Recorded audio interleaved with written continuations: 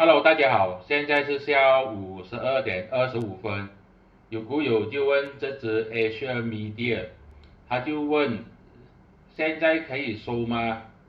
如果是打算长期持有的话，不知道为什么他认为这只股适合长期持有。我们来看一下技术图。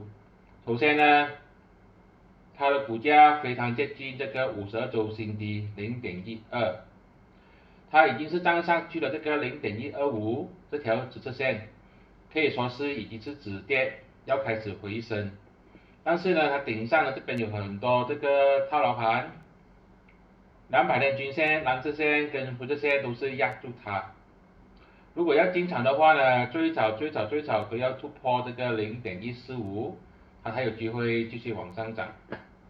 个人认为这只股呢才会很长时间的会在这边横盘，因为它这边很多套牢盘要慢慢洗掉，它才有机会上升的。所以要买的话呢，我觉得也是不急啦，就慢慢就继续等待吧。突破0.14、0.145的时候再考虑要不要进场。这些都是我的个人看法，并没有任何的买卖建议，谢谢大家。